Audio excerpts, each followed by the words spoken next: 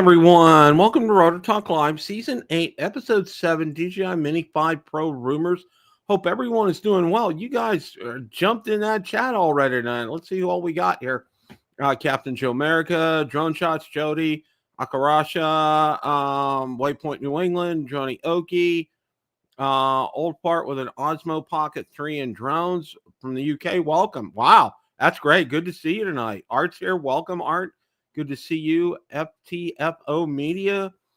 Steve Janess. Welcome, Steve. Let's see who else we got. Coast Bill is here. Good. Welcome, Bill. Good to see you. Coast to Coast Drone Views Media. Let's see who else we got. Mark White. Welcome, Mark. Good to see you. KC Crime Fighter. Welcome, my friend. Good to see you. Scott Nadeau. Welcome, Scott. Good to see you. Let's see who else we got. Richard is here. Welcome, Richard. Let's see who else. My gosh, you guys. Where's Bill? Bill's here. Let's see. Wow. Michael Wright. Welcome, Michael. Jack Temple. Fly Guy Merrill. Wow, you guys really packing the house here tonight. Sounds good. It's a quick reminder. Next week we have very special guest co-host. Mr. Ron Brown will be on his way down to the sunny state of Florida for a month. So we will be having. It doesn't get any better than Johnny Joneflyer and Captain Ray Kelly. They will be joining me next week for our show on February the 25th. Bookmark it, write it down, circle it on your calendar, set yourself a reminder. You're not going to want to miss this show.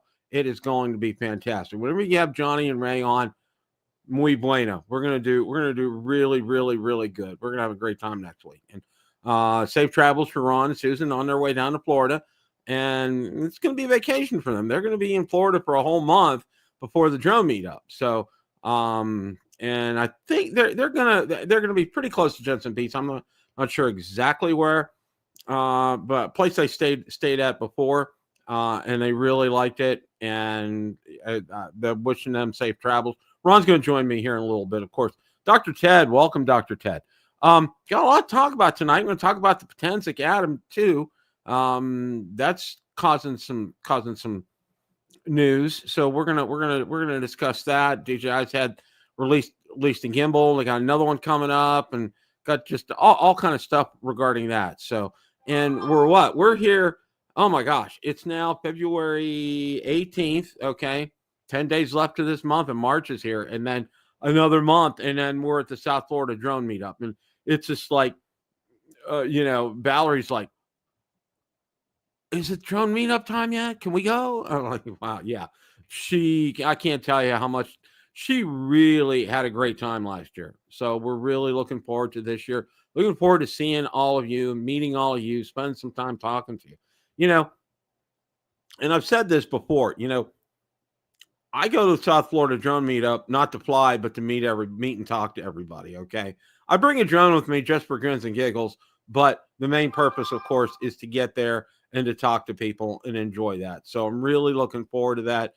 Hope a lot of you guys can get there. We'll get a in-depth update from Captain Ray next week on how things are progressing for that. I know he touched on it a little bit last night.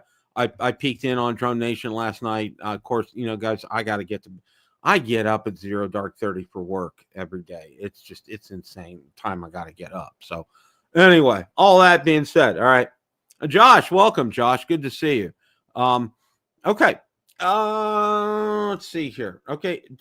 Believe it or not, DJI released something today, and there was no release party. All right. Yeah. And we'll just kind of leave it at that here. DJI's most affordable gimbal ever. Okay. Smart, light, cheaper than ever. DJI's new gimbal is a steal. The Osmo Mobile 7. It's the two models, the Osmo Mobile 7P and the Osmo Mobile 7.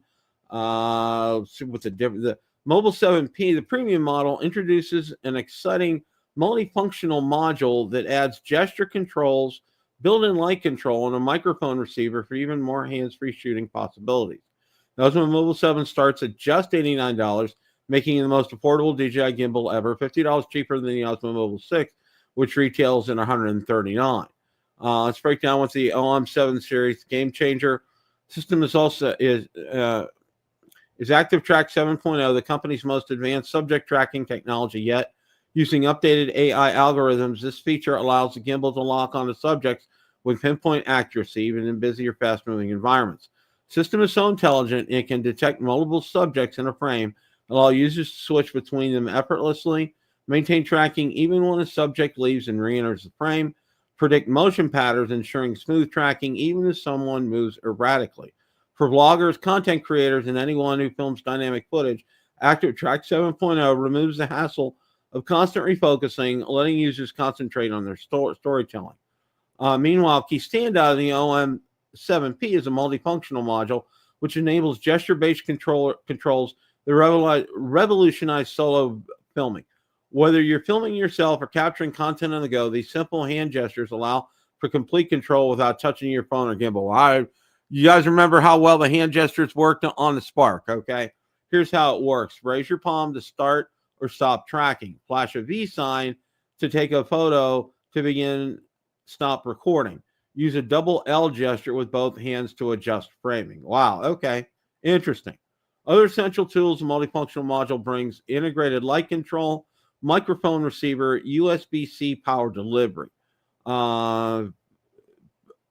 That's one of the OM7 series is the most lightweight yet. More precisely, the OM7 weighs only 10 ounces, making it the lightest smartphone gimbal in its class. Both models fold down instantly for easy storage in a small bag or even a pocket.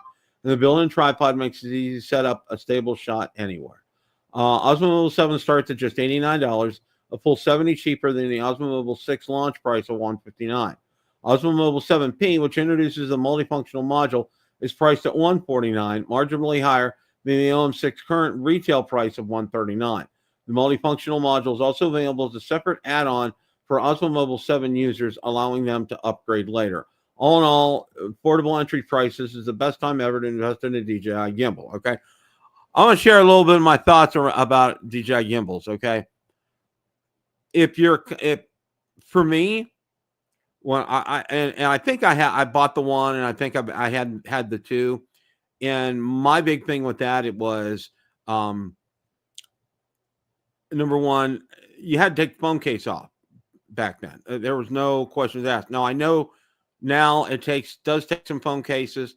That was a real hassle for me. And the other big hassle was you had to get it balanced right, and I could never get that balanced right for some reason or another. And then I realized too, and I know Ron talked about this a little bit last night, was just, what do you really use it for? Okay. Because, the shots that I want to get with something, I'm going to get with my drone. All right. Not, the shots of people walking, whatever kind of a thing. I'll use my selfie stick. I've used my selfie stick I've used the selfie stick that came with the Osmo Action 4 when I went to Hamvention last year up in Ohio, and that worked really well. I was very impressed. Of course, it has rock steady, so that really makes a big difference as well. A lot of smartphones don't have that feature. So, but all in all, I mean, if this is something that you're going to use and use a lot, oh, okay, that's a good thing, old part. Thank you for that. Having auto balance. Okay, that's good to know. I didn't know that. Okay. All in all, if this is something that you'll use, go for it. That's a fantastic price, great technology. That additional module gives you a lot of new features on it. Still a 300-gram weight limit, so you're having a fold. Yeah, Josh, I kind of thought so. Yeah, that's one thing for me. Well, I also have a S22 Ultra too, so I would probably use that one. That's what I basically use the S22 Ultra for. I use that for my videography needs for the channel. So that's what I would do in that instance as well. But thank you for that. Okay. So all in all, go for it. Enjoy it. Have a good time. I'm sure there's some good reviews out there. And I'm sure it works well. And if you're doing that it's real good for vlogging. Okay. If you're a vlogger, it's really good for that. If you want to use it for your channel, go for it. I mean, it's one of those kind of things. So yeah, I think it's good. Now, on the heels of this, okay, and we're gonna talk about this here is, DJI is they've been doing things rather. I don't want to use the word fast, but Okay, DJI announces roll with it product release for February 20th. All right. And they're talking about the RS4, DJI's mass marketed handheld gimbal, introducing a plug and play LiDAR focus tracker. While designed to be used with the gimbal, could be equipped onto any camera system here. And let's go ahead. There's a better article here on, let's see if I got see, that's the one thing I don't like about StreamYard. When I go and I switch tabs on the internet, I got to stop the screen and I got to go reshare. So that's, I've emailed them about that, but no. Okay. This article is pretty good. Okay. DJI RS4 Mini with the AI tracking module launches February 20th. What to expect here. And there's an actual picture of it right there. The teaser image shows the module's texture matte black surface, the integrated circular LED array, creating a bright green ring illumination here. This release would position the RS4 Mini as DJI's most advanced compact gimbal to date.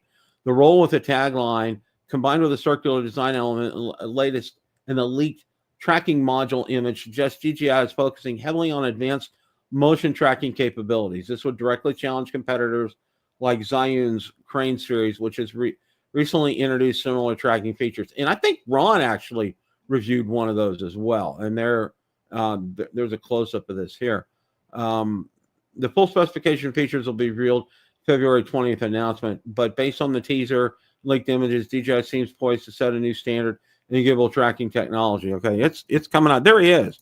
Hey, Ron, how are you, sir? Hello, Bill. Doing good tonight. What did I review?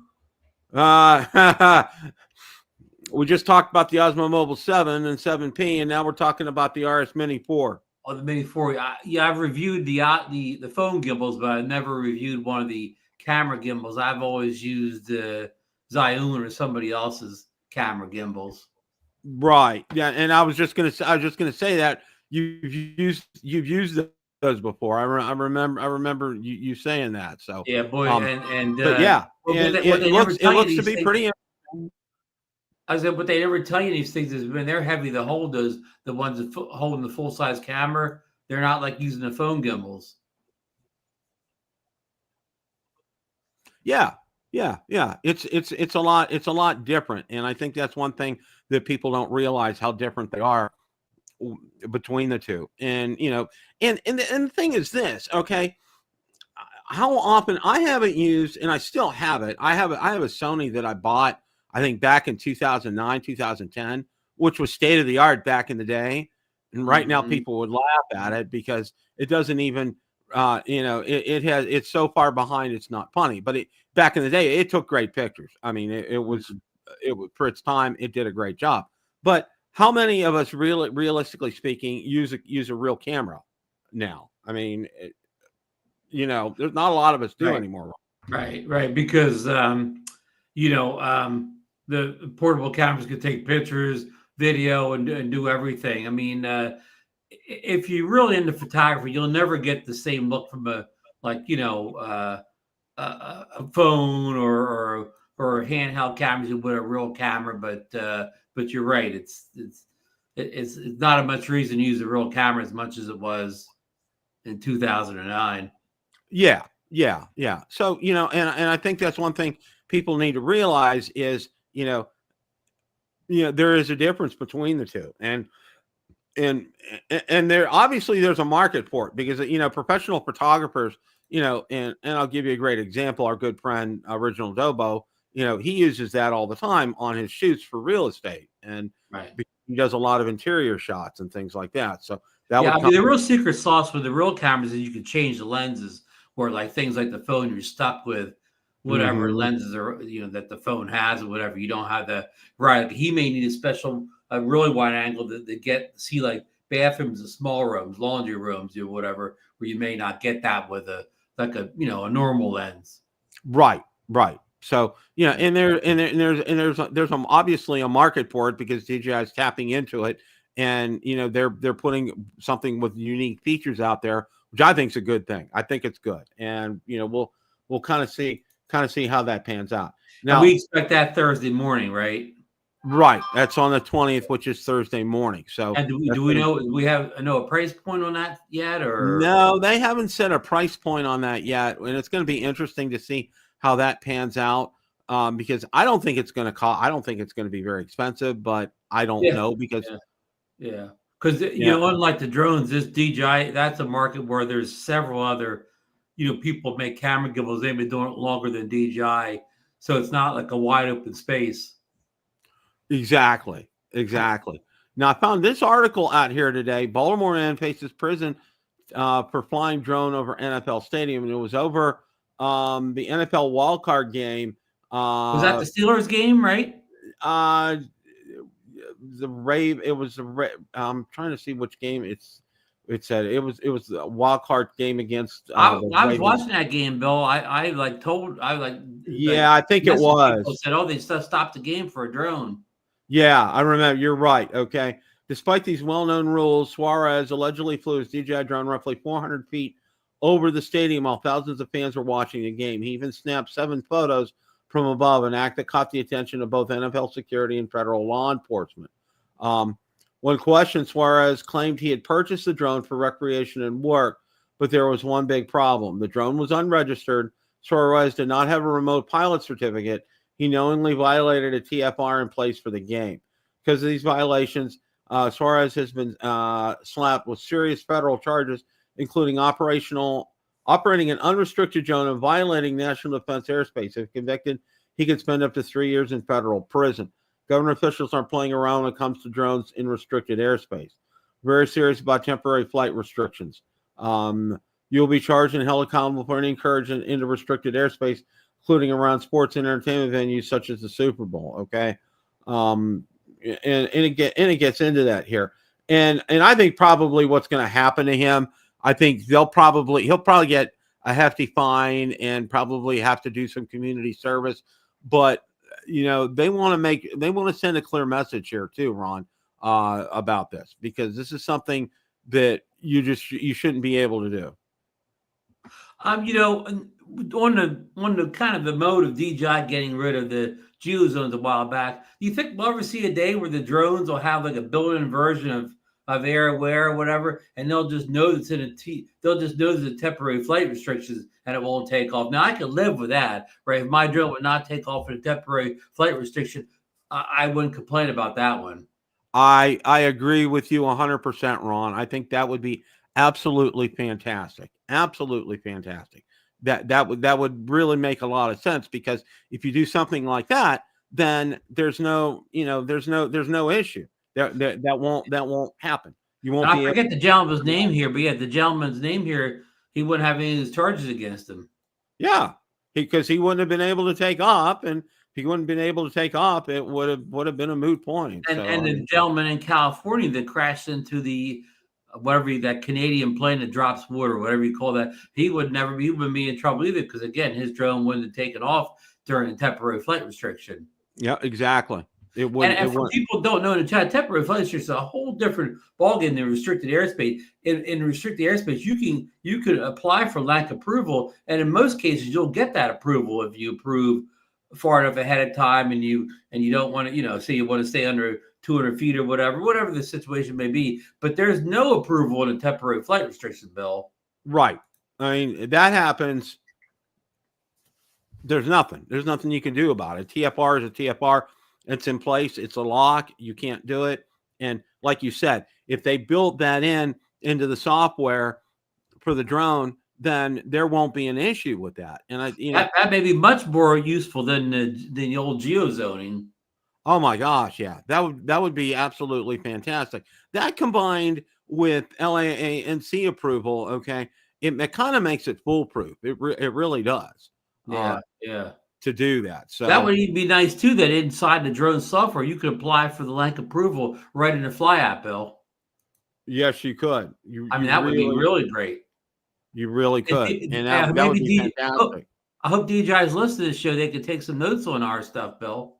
Yeah, that would really make sense. Well, I'll just a quick sidebar here is, people have been saying, like in ham radio, have been telling the two major manufacturers, you need to build this kind of a radio. You need to build this kind of a radio. Okay. And the two major players out there, they're really going, they're like this. They're not listening. Okay. And this is one instance where DJI and whoever else is making drones needs to listen and to do something like that, because to do something like that, find instant favor with the government. I mean, what better way to, kind of, show favor with the government. Yeah, giving an olive branch out there, or whatever, that we're trying to keep people safe. Yeah, exactly. Now, I was kind of surprised. Well, I really wasn't surprised by it, but I was in a little bit of a way. Major Autel drone shutdown. Key models losing support. It includes the Evo 2 Pro V2, Evo 2 Dual 640T V2, Evo 2 RTK Series V2, Evo 2 Enterprise V2, Dragonfish Lite, and multiple ecosystem products like DJI Z2, DJI T3, and DJI T3H. Okay. Sales are already closed on the Evo 2 V2 series.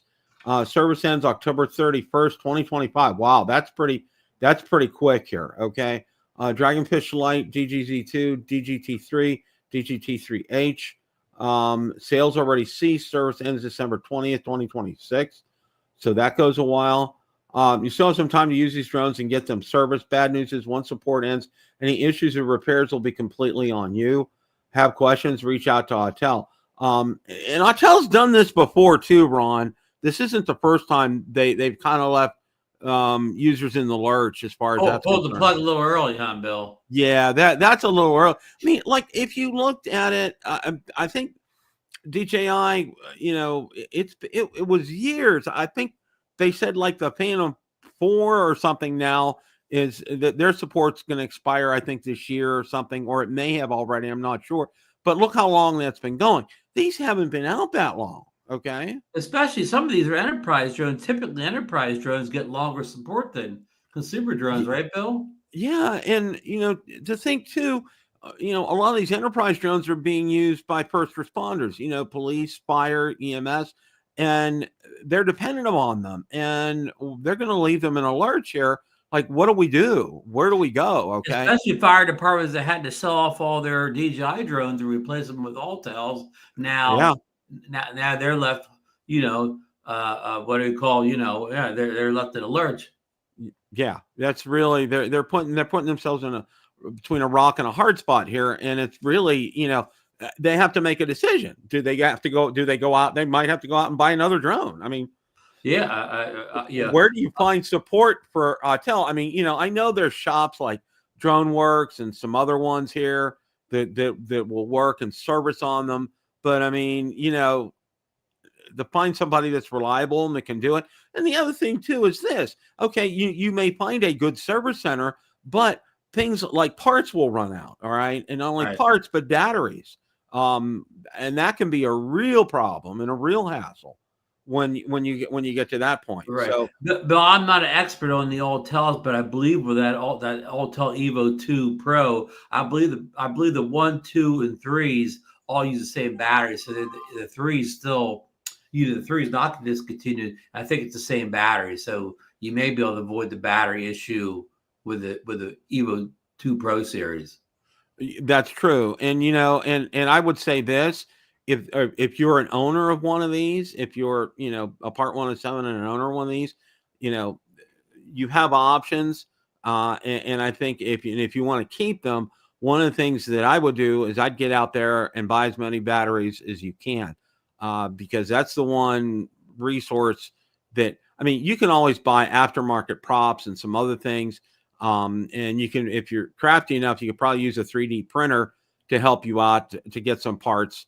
But batteries, that's one thing that you really have to get from the manufacturer. And if they're available, I would go out there and purchase them. That would just be me. If you're planning on keeping it, if you're planning on selling I don't know of any third-party Autel batteries. Yeah, I haven't seen them. Okay. Yeah. Because all the time, you go out on Amazon, you find third-party DJI batteries all the time out there. But for Autel, I don't know. And this is forcing, please fire the upgrade their Altels. Well, Altel got put on that same list DJI is, so they may not even be able to replace them with the newer models. They may not be able to get them shipped here.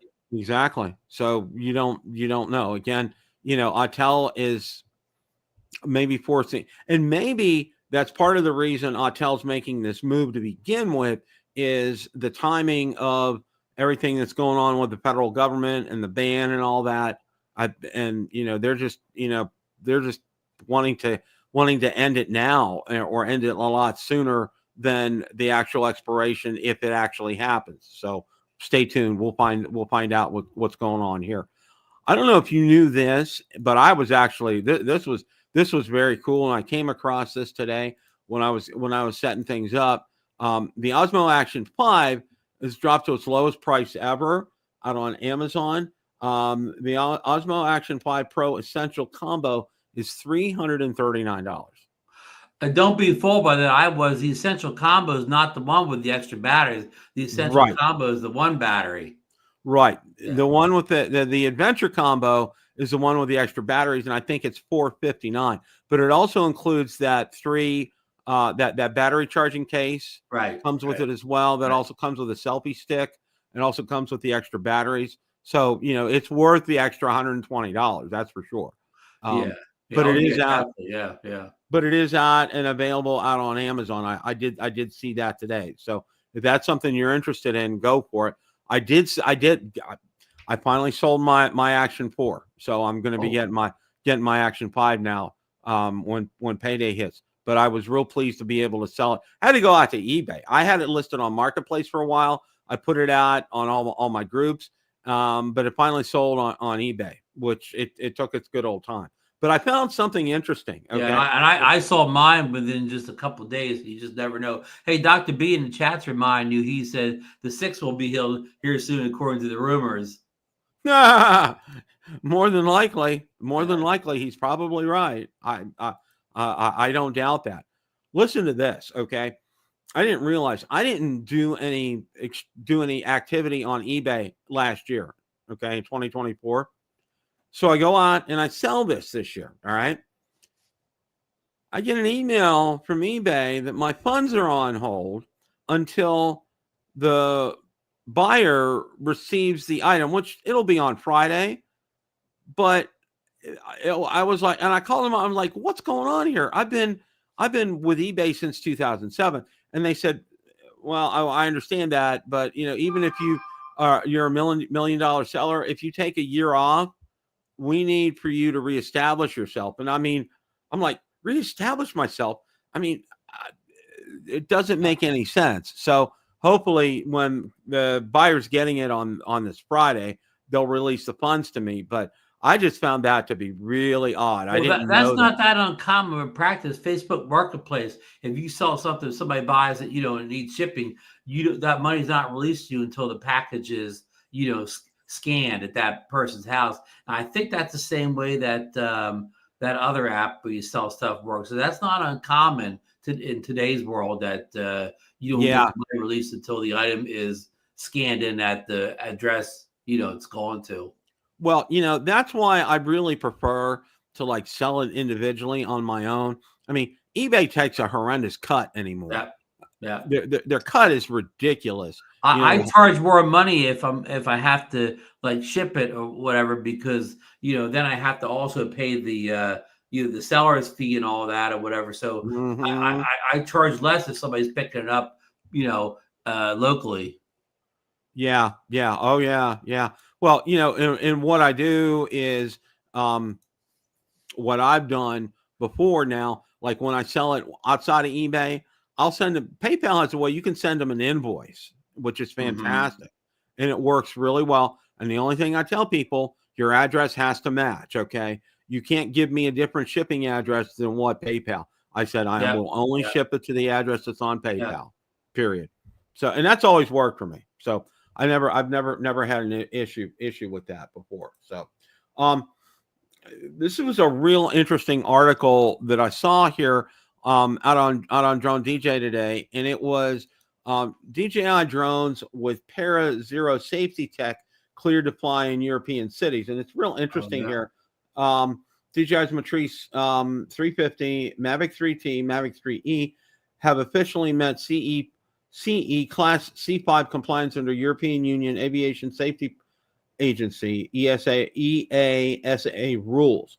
The certification is a big deal for drone operators in Europe. It simplifies the often complicated process of getting approval to fly in urban environments, especially under the Special Operations Risk Assessment Framework. Okay, and it really is a big deal. The CEO of ParaZero calls the certification a major milestone, emphasizes how it opens up new opportunities for safe and compliant urban drone operations. Okay, ParaZero's safety air system works by detecting critical failures mid-flight. If something goes wrong, it deploys a parachute, bringing the drone safely to the ground, reducing the risk of damage or injury. Now, with this new compliance in place, ParaZero can help DJI drone operators in Europe navigate strict regulations while expanding their capabilities. That's fantastic news for our friends over in Europe, Ron. Yeah. It really is. Yeah. Do we have the same thing here? Can certain drones be flown over cities here if they have parachutes? I believe so, and I think the thing with this is flying over events. I think that's a big thing, and flying over people. You could fly, you could fly over buildings and whatnot, and I don't think that applies. But I think when you're flying over crowds and when you're flying over a lot of people, I think that's where this applies. I could be wrong. I don't know. Yeah. I don't know. But one of the other things that I wanted to talk about today was, and thank you for pointing out that video, was the Potenzic Atom 2. And I want to go ahead and share my screen right here. Now that video, it was Alien Drone, I think, was that, or he did a review. He did a review. Now that little thing, that promo video, Drone Syndrome posted that promo, but Alien Drones did the full review of it. Yeah, I saw the full review, and I really liked it. He did a really good review. And I noticed the same thing that you did, Ron, was when he was showing his B-roll, and I saw it was most evident he was wearing like a red jacket. It was almost like a burnt orange. Yeah. But that's what the B-roll showed. But when you got it from the Atom 2, it showed it like it was almost bright red. Right. There was a real typically some of these affordable budget drones, they do have oversaturation issues. The FEMI drones have had oversaturation issues or whatever. So this is uncommon, but something I see in a lot of Marcus's videos when he's reviewing second-tier drones, his B-roll camera, whatever he may be using, looks much better than the camera drone, and that's the case here too. Alien Drones, whatever he was using for B-roll was a much better video than what the drone was recording. Yeah. Oh, yeah. Now, I was actually pretty impressed, though, with a lot of the features on it. I thought it did really well. I thought it did well tracking. The tracking tests that he did on his own individually, not when he was in the car, but on his own individually, I thought it did really well with that. Yeah. And the app looked like it was pretty user-friendly. I know he used a tablet with that, too. But he always uses the tablet. Yeah. And I saw his review about that tablet, which was really interesting, by the way. And he said that tablet comes loaded with the DJI Fly app on it, which was very interesting. I didn't know that. Yeah. But all in all, not bad. I still want to see some more reviews on it, though. And he did say that the batteries are swappable from the first Atom to this one. Yeah. So that's a good point as well, too. But you think about the whole gist of this. Okay, 249 grams and under. He also did the RID test, which showed that works as well too, even though it's a 249 gram or less drone. So that means you could use this professionally because it has remote ID. Yeah. Exactly. Without putting your own module on, of course. Exactly. But my whole question is this, Ron. Okay. The appeal for these drones is the price point. All right. And for this kind of a price point, realize, what you're getting here. It's a nice controller. That antenna system looks good. He really didn't talk about testing the distance on it. And I know Marcus had mentioned in an email about, connection issues. And I think that's what he was referring to is, with range on these drones here. Whether that range would actually work here. But I think my point is this, you know, the Spectre Mini was $219. The Mini 4K is like what, $269 or something. I mean, like of course, that. yeah. I mean, the 290, you could quote. I think that the Mini 4K has been lower than that too. But the problem is we have to, the prices change constantly in those drones, so you're not Exactly. always going to get those low prices. Exactly. Yeah. But your point being though, there's whatever the price may be, there's still significantly lower than this. And for my money, the video quality coming out of those drones is better than the video quality coming out of this one. And I'm judging that all in one video from Alien Drones. So I could take that back at any point when I see something different. Yeah, and I went out there, Quadcopter 101. He's doing a 2-part. He just did an unboxing. He hasn't flown it yet because apparently it's even colder where he's at. So he's in Pennsylvania, so he's probably got about the same weather I have. Yeah, so he wasn't able to get out to fly that. In fact, he's in Western PA, Bill, so you know what weather he's dealing with. Yeah, I know. Yeah, exactly. I think he's north of Pittsburgh. He's west. He's not really west, but he's in Western PA. He's north of Pittsburgh, so okay. He is not any bed of roses up there right now. Oh no, not in that area. I can tell you that right now. Having lived there most of my life. Yeah, exactly. That's not going to be a nice area to fly in. But all in all, I mean, I'm going to kind of keep my eye on this. I think it's a possible option for people. Yeah. Oh yeah. We'll see. I mean, I don't know. The advantage it has over the DJI and the Spectre, of course, it has an AI track. Yes, that AI track I think it did an exceptional job with that tracking, and it was easy to use. If you watched how he did it, there wasn't really. It was more on the screen than having to press a button, and getting the subject focused. And it seemed rather intuitive. It really didn't seem like having to go deep in a menu to be able to do that tracking, Ron. And it also has the AI night shot mode too. The night shot mode, and I was impressed with the night video from that. I think it did a great job with that. And that's impressive. Another feature you won't find in the Spectre or the Mini 4K. So this has, Richard pointing out in the chat, it definitely has some features that the drones we mentioned do not have. The 32-minute flight time, that's about the same as the Spectre or the Mini 4K, right, Bill? Mm-hmm. Yeah. Oh, there you are, Josh. 8 degrees in Western. Yeah, Josh. Yeah. Oh my. And you know why Quadcopter 101 is not flying it this week? Yeah. Oh yeah. Yeah. And Josh, at this point, according to what Alien Drone says, the waypoint feature is not there yet on this drone. They said it's coming, but I mean, I don't believe a drone maker saying a feature's coming until it's here, Bill, especially from a second-tier drone maker. Mm-hmm. Exactly. And I'm going to kind of agree with him. I think if you fly a lot of these kind of drones, and let me call them the mini type of drones that don't have the controller with a built-in screen like we're used to, a tablet is probably a great option for you on this, and to set it up, what I would call set it up semi-permanently or permanently on there, so it's ready to go. So you don't have to go through each and every time and set it up and make sure the software is working and all that. I think that would probably really help your flight experience with drones like this. Yeah. I mean, the only disadvantage of that is unless you had a cellular tablet, you don't get the, maybe the accurate maps and whatever as you would using a phone on cellular. So that's true. That's exactly true. There's cons and everything. And you know what, Bill? Years ago, I used to use a tablet, but today's phones, like the current iPhone, I think has 200 nits or whatever. I mean, not 2,000, not consistent, but still, it's over 1,000 nits all the time. So the phone screens have improved greatly from 5 years ago or better when tablets were a big thing. Like I can see real good on my current iPhone now. Yeah.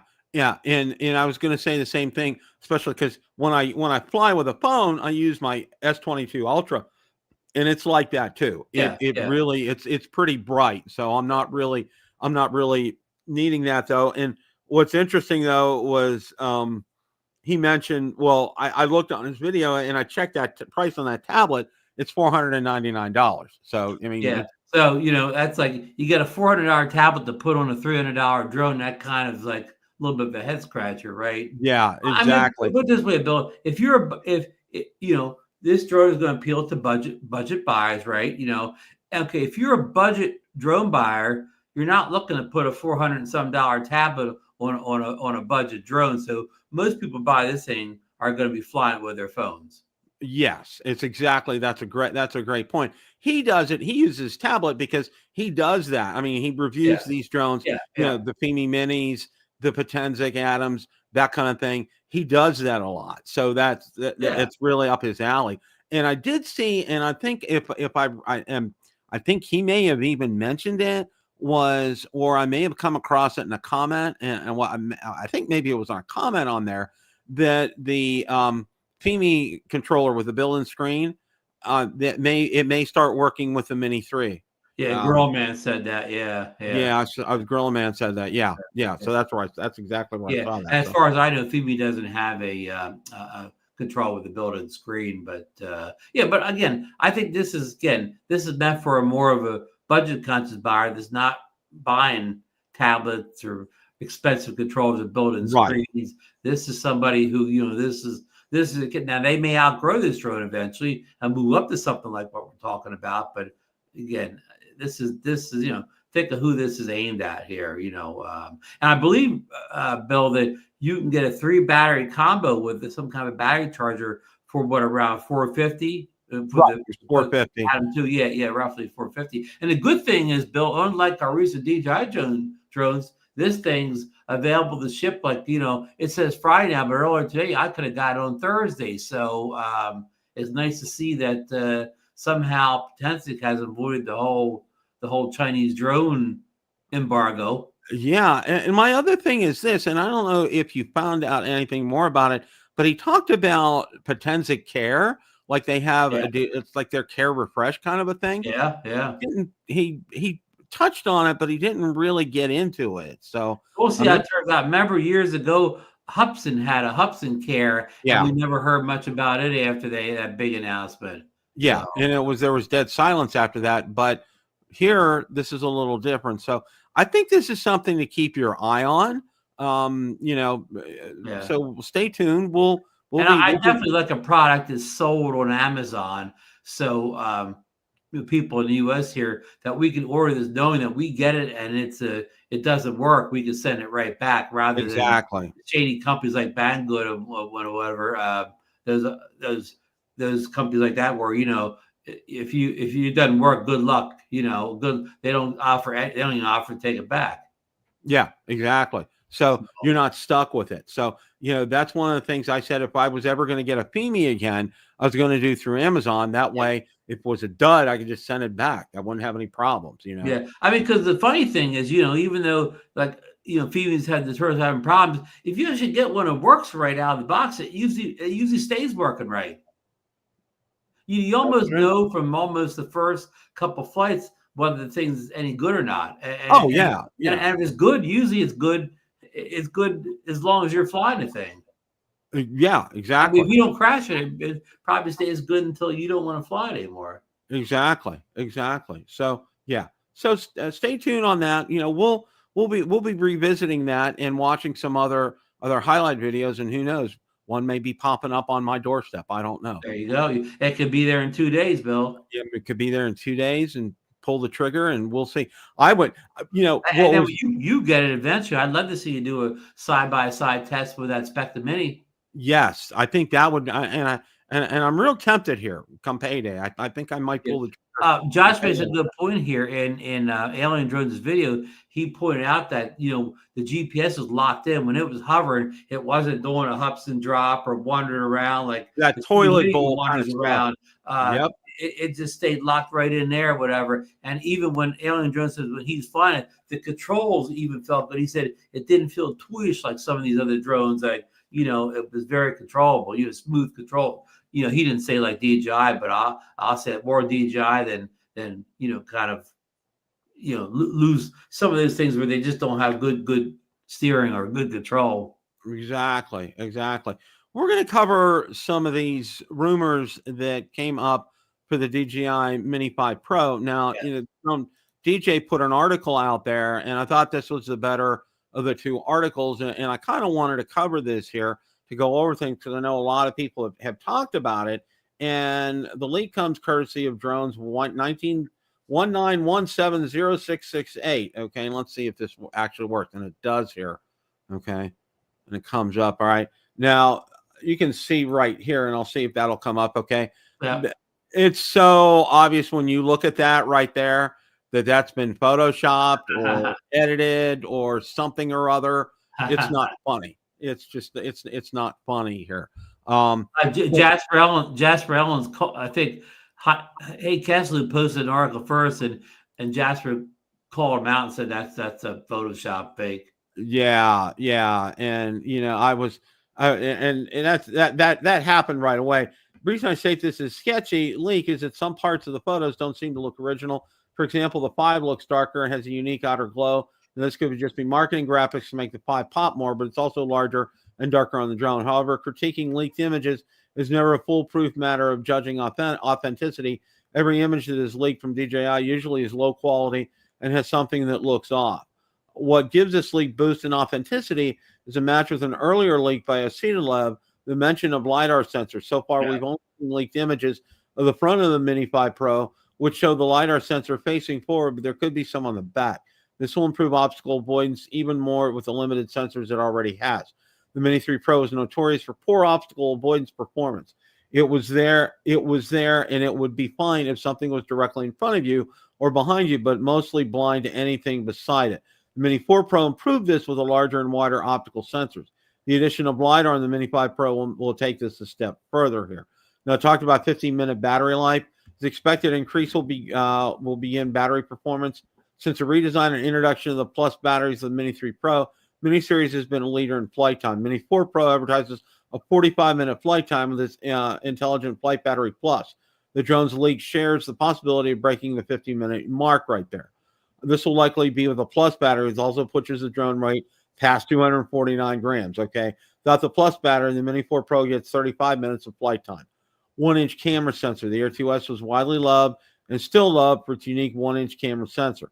Due to multiple reasons, the Air 2S took some of the best photos the drone industry saw from a consumer product, and I bet it can still fight toe-to-toe against the Mavic 3's Micro Four Thirds camera.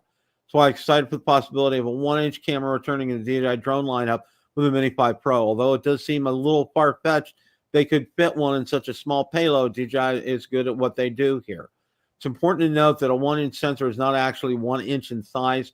Here's a better article that explains why it's called that. However, they're much larger than what DJI actually currently puts the Air 3S and the zoom lenses of the Mavic 3 Pro. I also wouldn't be shocked to see many of these features come in hopefully soon to be released Mavic 4 Pro and then eventually to the Air 4. As nowadays, they all seem to borrow a few pieces of tech from each other during the release, and especially cameras. Will the Mini 5 Pro come out this year? Likely. The Mini 4 Pro is released at the end of 2023. So we're over a year on that drone's architecture. DJI usually releases its drone between early spring and late fall. With the Mavic 4 Pro slated to be released in the spring, that would leave a summer to fall release for the Mini 5 Pro. My bet would be closer to summer. Okay. What are your thoughts on all this, Ron? Well, Bill, pre-order that Mini 5 for me with the 1-inch sensor, the LiDAR, and the 50-minute flight time. I'm sold. Mm-hmm. I think it'll fly. I mean, I think it'll literally fly off the shelves and fly out of Shenzhen. I mean, they will pop orders like for this drone like you haven't seen. If all those features come on it, I'm sold right away. Here's my money. Okay. Of course, that may hurt the sales of some of their other drones. True. I mean, and but Bill, what would they have to charge or something like this though? Yeah, and that's a really good point, Ron. I think like full on with if you were to get the Pro Series batteries that would have the 50+ minute of flight time with it and the Fly More combo and everything, you're probably going to push over $1,000, probably $1,100, I would think, especially if you have the controller with a built-in screen, easily. Yeah, yeah, yeah. easily. Oh, yeah, yeah. I mean, yeah. If you get yourself, well, at that point, you're getting the full banana, right? You're getting the good controller, the 3 battery combo, whatever. Now you're pushing yourself up what near 1,500, right? Oh yeah. Oh yeah. Yeah. Now I could see something like if you were just to get, say, the drone itself, maybe like 750, 799 With with the a battery. RCN2 controller and the normal battery, yeah, yeah, Right, with yeah. the RCN2 controller, exactly. Okay. So I could see that happening. Well, But you that brought may up not be a bad option because, well, I don't know how much battery time. I don't know how much battery there'll be in the regular battery. Probably like what 32 or something. Yeah, yeah. Yeah. Different. And I think you brought up a good point, though, is the timing of this release is going to be really important for DJI, because I think, come this spring, the Mavic 4 Pro, we all know that that's going to hit sooner rather than later here.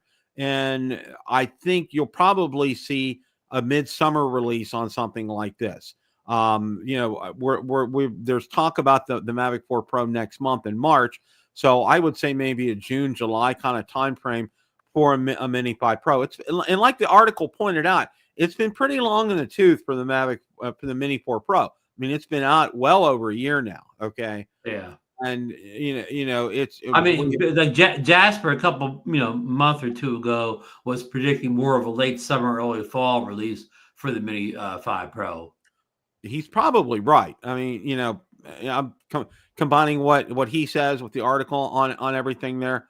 June, July, August, kind of a time frame is probably Well, I realistic. like your time frame better. Get these things out.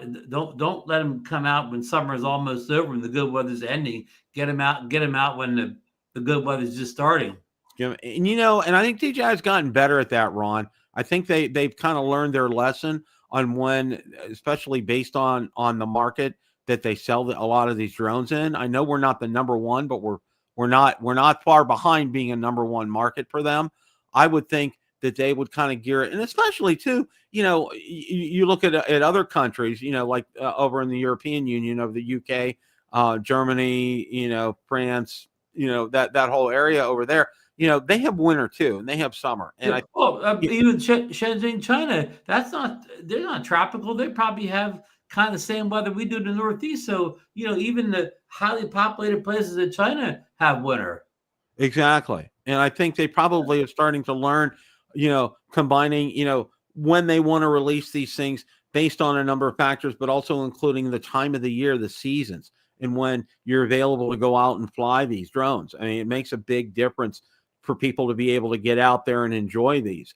And, this is one right here, Ron. I don't even have to hesitate. Okay. My credit card is already out. All right. Yeah, yeah. I'm ready to go. If it has that feature set on there, the LiDAR, the batteries, the camera like that, here, I take it. mean, it makes it worse. So you don't need any other drones but the Mini with all these features. Yeah, I mean, you could technically replace a Mavic 3 Pro with this. You could almost replace an Air 3S with something like this, with that kind of camera and those features on it, and having the LiDAR on there. I mean, what? And that long Yeah, battery flight time or whatever. And of course, the Mini 5 Pro has almost all the features of we'll say the Air 3 and the Air 3S as far as software features. So I mean, the only downside would be if you lived in a real windy environment, true. the 5 Pro wouldn't hold as well in the air as the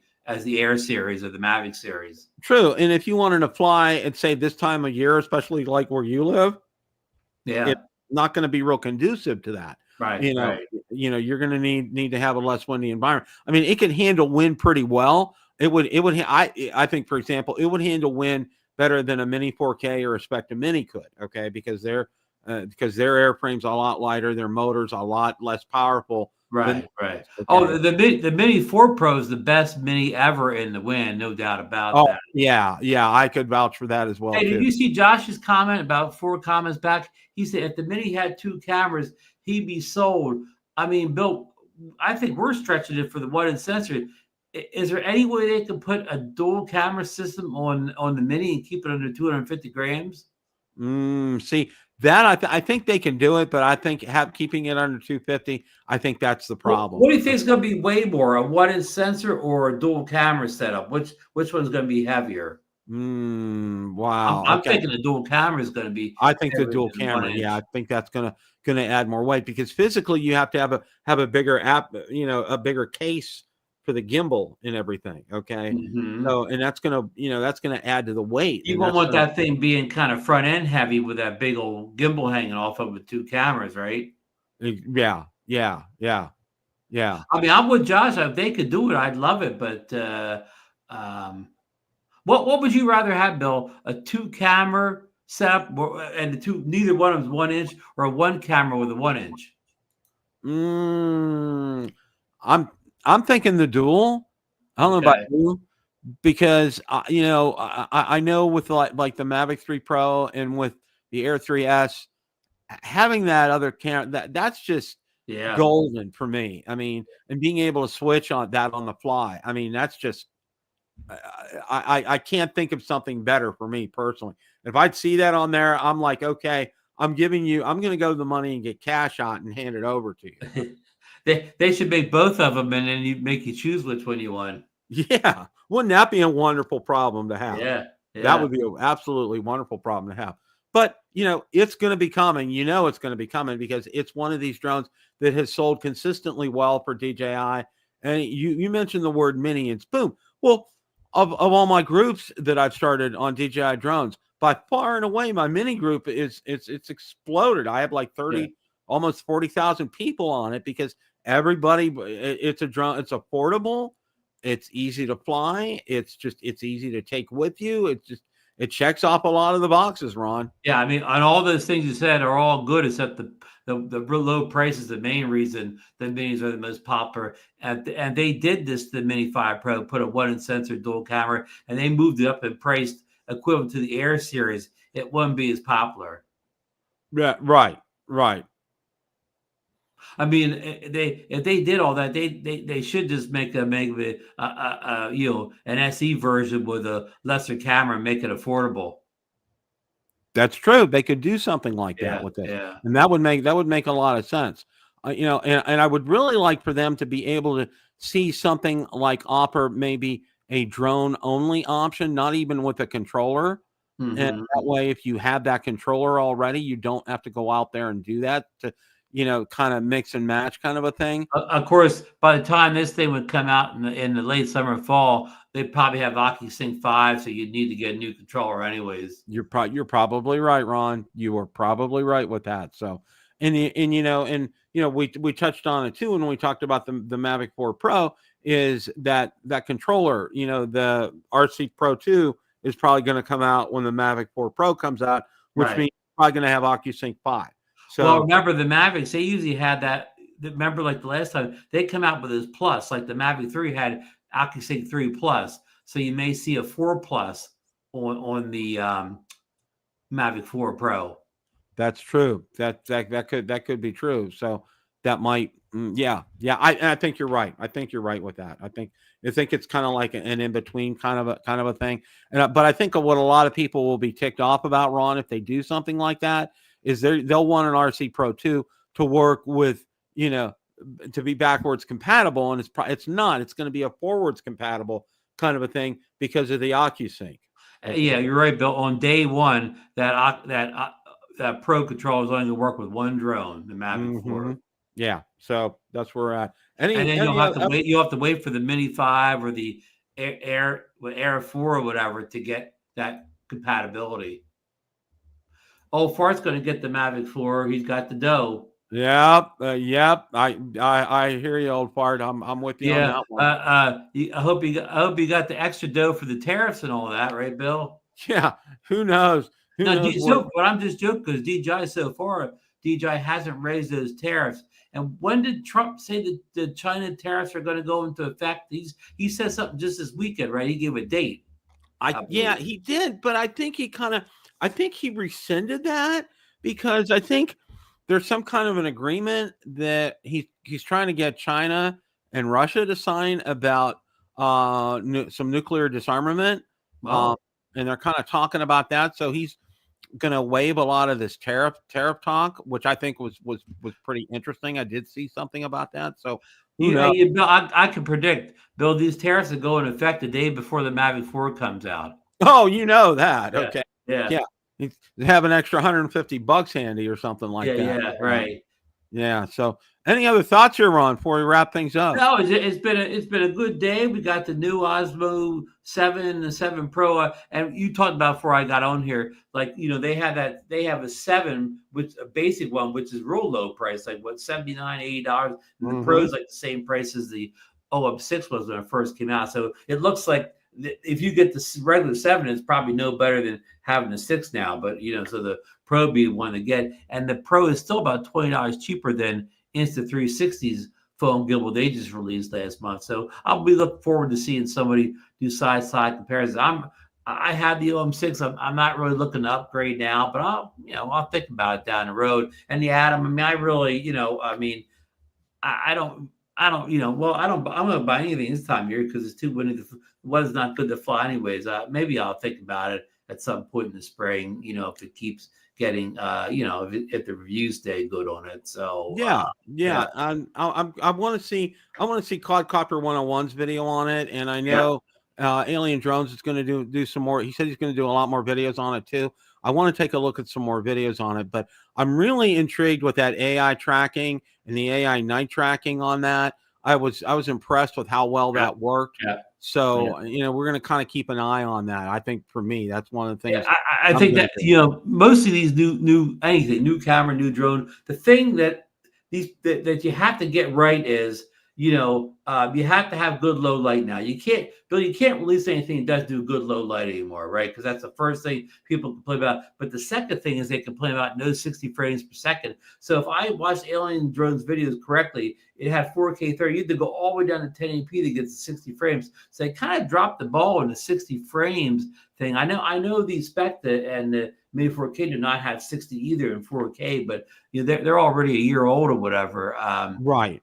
That could hurt them a little bit that they don't offer. Again, today, even on a budget drone, you better offer 60K in your top resolution, or else you're going to get the 60 frame per second army after you. And that army is almost as big as the low light army that comes in. And that's the first thing they talk about on a new product, whether it's a drone, whether it's an action camera, pocket camera, doesn't matter. Those two armies, if you don't take care of those, they're going to bombard you with their comments. Well, you look at, and I'll go by, you just did a video on the Air 3S 4K 60. I just did one as well too. And you watch that video and, you set your settings, and, I know a lot of people watch them on their phones, but I know if you watch it on your laptop and you can set it to 4K, do it, and you go out there and you're like, oh my gosh, look at that detail on there. Like I said that when I was watching yours as well too. I'm like, the detail on there, it just snaps. That video you sent me was just amazing. I mean, just the quality. Forget the stutter, which I didn't see stutter, but just the detail, the quality, the colors, everything was just jumped off the screen at me. Yeah, it was phenomenal when I saw that on yours. It really was. It was, and then with mine, I was just so impressed with that. And I wanted to be careful, and I did send, just to let everybody know, I sent a test video to Ron, to Marcus, and also to Richard as well too. Just because I know they've looked at it well, and they all agreed with me. I'm like, I was waiting for them to say it popped, and they all three of them did. So and I think Marcus and I both watched it on bigger screens. Like I watched my 27-inch 5K IMAX, so I made sure I was on a screen that I could have saw an issue with. Yeah, I had it on my monitors are like 27 inches too, 4K. And it's like, muy bueno. Well, next week at this time, you're going to be on your way to Florida. Yeah, I won't be on the show next week because, again, I go into Auto Train Wednesday, but Tuesday night I'll be in a hotel near the Auto Train in Virginia, below DC, and I don't want to rely on hotel Wi. I don't know where I'll be. Oh, the hotel Wi-Fi, whatever hotel Wi-Fi. Again, I don't even know.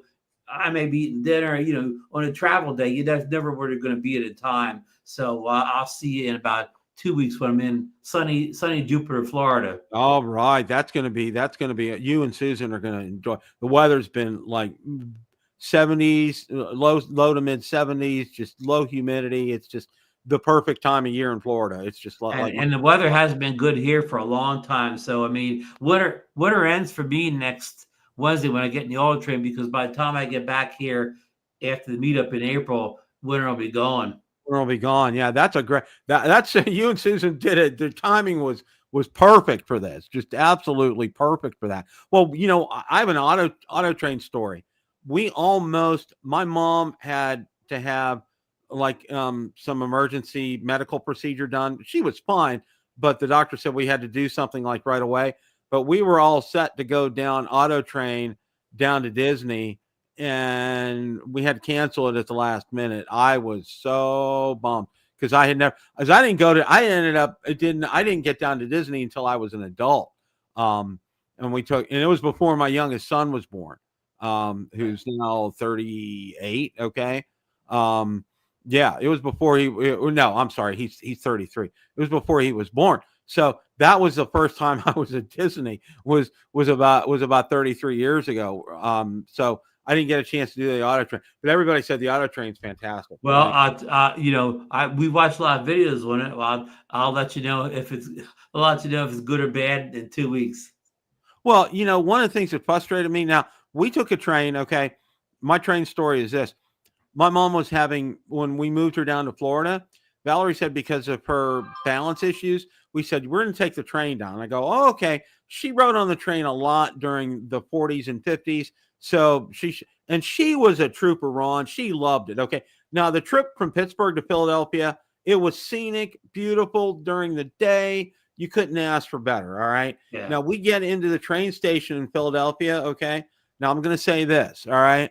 That train station looked like it did in World War II. Okay. It hadn't been updated there. And you were probably in 30th Street Station. Yep. And then we got onto our train to go down to Florida. And it was just, it was a culture shock because the compartment that you were in had 3 people. The bathroom was an all-in-one with a shower. I didn't realize that till we got in there. And then the bunk bed that I was going to sleep in had this netting, so in case the train came to a sudden stop, you didn't fall out of bed. Oh wow! Wow. Yeah, and there was almost no air conditioning in there. It was horrible. So you know what Valerie and I did? What year was it? Trying to remember. It was like May, June. Okay. When we did that, so the weather was kind of on the cooperative side. It wasn't too. Because we're worried about being too cold. We're worried about being too cold in the winter. Of course, by sometime in the middle of the night, we'll be in South Carolina because it stops in South Carolina just to change crews. So by then, it shouldn't be cold outside anymore. Oh yeah, you should be fine with that. But it was just like it was an out of body experience. What we ended up doing was across the hall they had like all these empty berths, but it was just these ones that had these 4 seats in there, and you would fold them down and they would turn into beds. But Valerie and I just went across there. We both all we had to do was flip up, and it was like a big recliner chair. That's where we both slept. My mom across the hall. She slept like a champ, Ron. Wow, it was like good. No problem. Okay. None whatsoever. Well, we didn't get a sleeper car either. We're just going to you did just get whatever sleep we can in the lounge seats back. Yeah, and that's the way to go. That's the absolute perfect way to go. And the ventilation was better in there anyway, too. I mean, I fall asleep right in the car when we're going down when I'm the passenger. So if I could do it in the passenger seat of the car, I could do it in a train. Oh yeah, you won't have any problem falling. I mean, I didn't have any problem falling asleep with that too, especially the rhythm when it's hitting chunk, chunk, chunk, chunk, chunk. It was a constant rhythm. It's kind of like white noise. It really helped. But okay. Yeah. All right. All right. Thanks for joining us, everybody. Thanks, guys. As always, it's a great day to fly. And make sure you tune in next week because we have 2 very special people coming in next week, Johnny Drone Flyer and Captain Ray. Oh, wow. You guys are going to be in for a treat next week. See you guys. Take care.